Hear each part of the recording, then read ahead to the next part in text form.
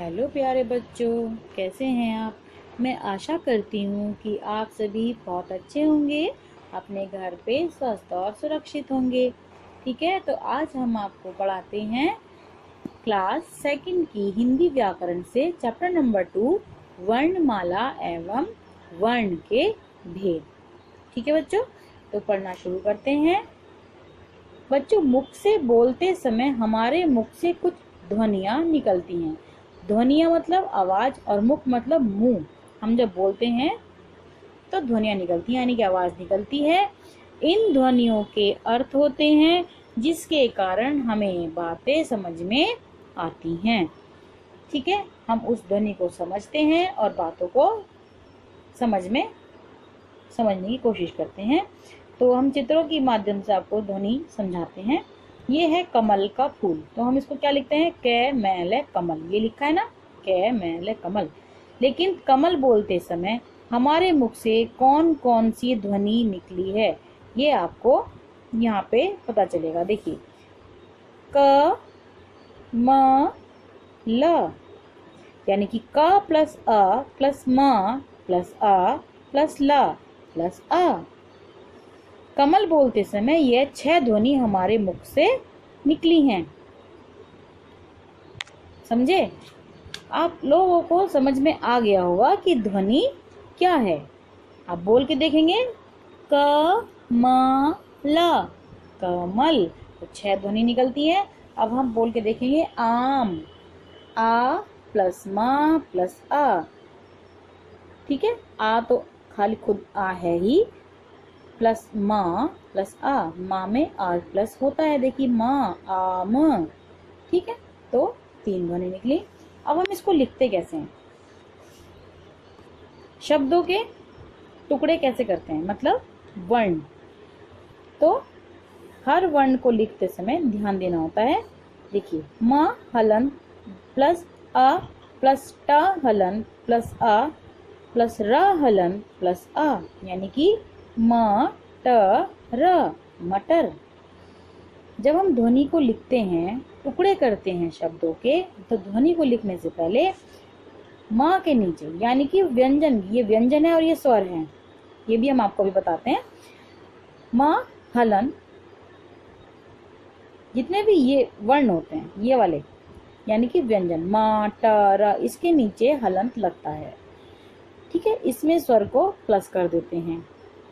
ये हमारे मुख से निकलने वाली ध्वनियां हैं, जो कि मटर बोलने के समय निकली। ठीक है बच्चों, अब मैं आपको बताती हूँ कि ये ध्वनि भाषा का कौन सा रूप है।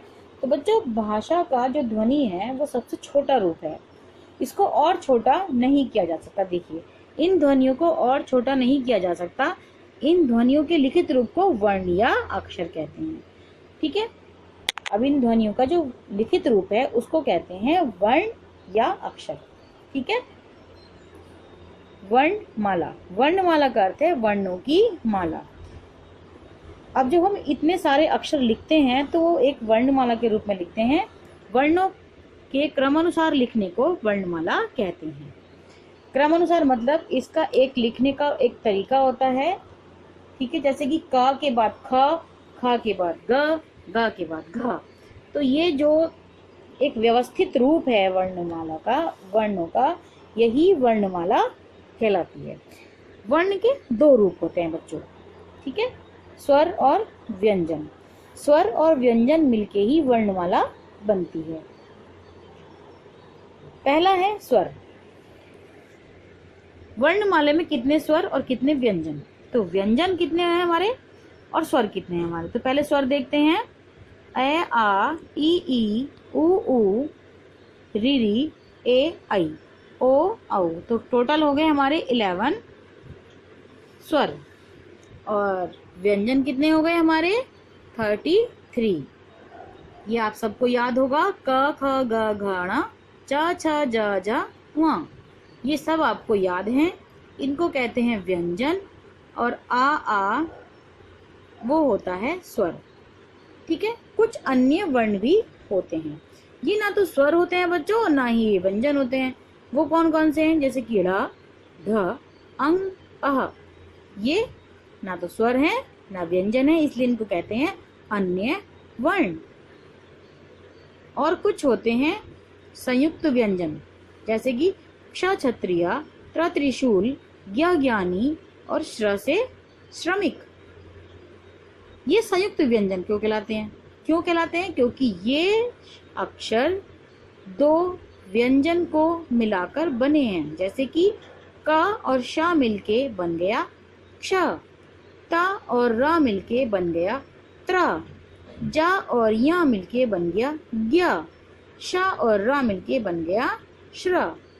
तो देखा बच्चों, 4 हमारे संयुक्त व्यंजन होते हैं और 4 ही हमारे अन्य वर्ण होते हैं। ठीक है, व्यंजन 33 होते हैं और स्वर 11 होते हैं। ठीक है, तो ये बात आपको समझ में आ गई होगी कि वर्ण और वर्णमाला क्या है, वर्णों के भेद क्या हैं। ठीक है बच्चों।